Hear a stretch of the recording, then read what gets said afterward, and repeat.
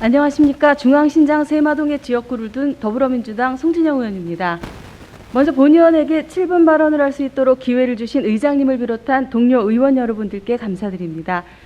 존경하는 24만 오산 시민 여러분, 그리고 언론인 여러분, 본 의원은 여름철 집중호우에 따른 피해 방지 대책 마련과 관련하여 발언하고자 합니다.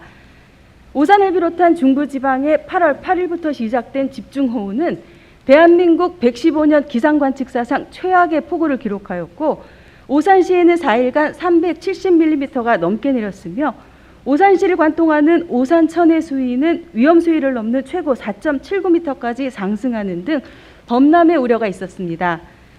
이번 집중호우로 인해 피해를 입으신 이재민 여러분께 위로의 말씀을 드립니다.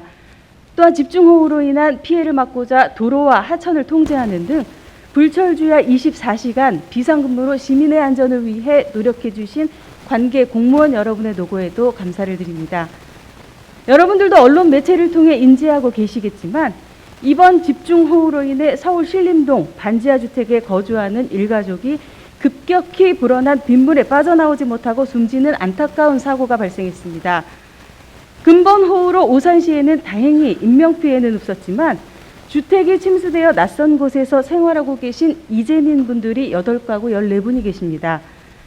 이분들이 거주하시던 주택의 경우 대부분 반지하 주택으로 장마철 집중호우 등에 매우 취약하여 향후 관련 재해로 인한 피해 가능성이 있는 곳입니다.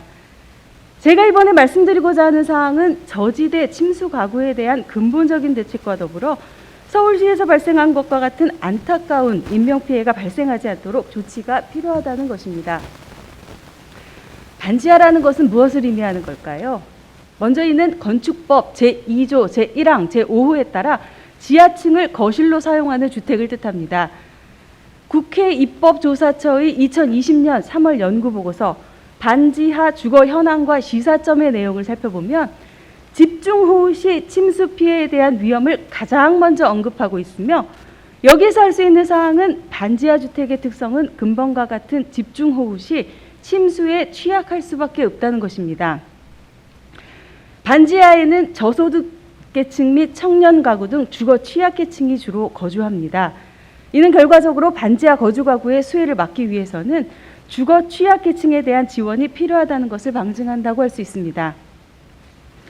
이러한 반지하 피해에 대응하여 최근 서울시에서는 침수 피해를 입은 지하, 반지하 거주 가구를 위한 안전대책으로 반지하 건축물 허가를 전면 금지하고 향후 주거용으로 사용하는 것을 불허하겠다고 밝혔지만, 혹자들은 지금 당장 반지하에 거주하는 분들에 대한 이주 대책 마련은 어떻게 할 것인지에 대해 묻고 있습니다. 건축법을 살펴보면 지난 2012년 11조에 상습 침수구역 내 지하층은 건축위원회의 심의를 거쳐 건축허가를 하지 아니할 수 있다라고 되어 있습니다.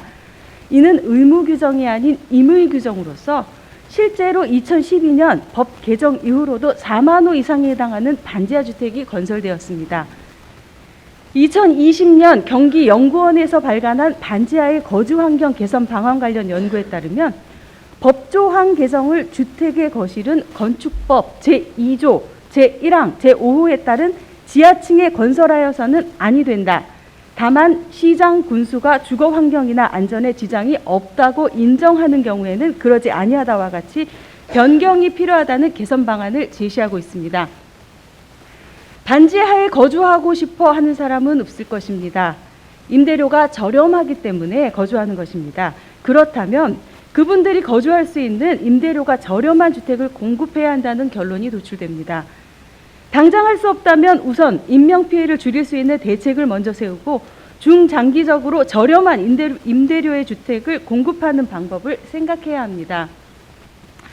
정부에서도 대책을 마련하고 있지만 저는 오산시에서 할 수 있는 방안에 대해 제언하고자 합니다.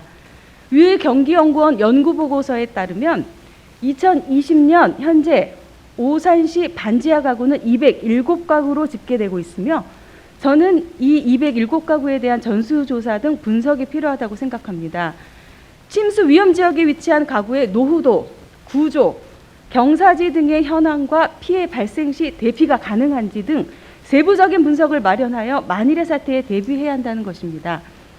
이러한 분석을 기반으로 위험 지역에 위치한 반지하 가구에 비상벨을 설치하여 인근 동행정복지센터와 소방서를 연결하여 침수가 이루어지는 초기에 비상벨을 누르면 해당 침수가구로 출동하여 양수기를 통한 배수 및 인명 대피 작업 등을 실시하여 최소한 인명피해만큼은 예방하자는 것입니다.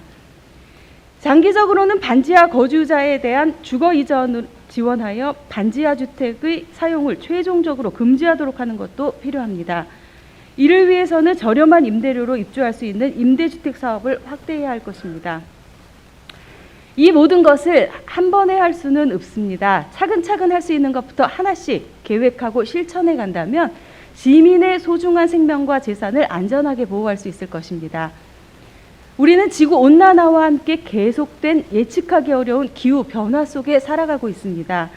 지금까지 오산시는 큰 자연재해를 입은 적이 없어 안전하다고 생각하고 있지만 더 이상 안전지대는 없습니다. 기상이변으로 언제 맞닥뜨려질지 모르는 집중호우에 대비해 거시적으로 탄소 중립에 대한 관심을 제거하고 중장기적으로 우수관로에 대한 관리와 확장도 검토해야 할 시점입니다. 우리나라뿐만 아니라 전 세계가 기상이변으로 신음하고 있습니다. 기후변화를 막을 수 없다면 그에 대한 대비를 철저히 해야 할 것입니다.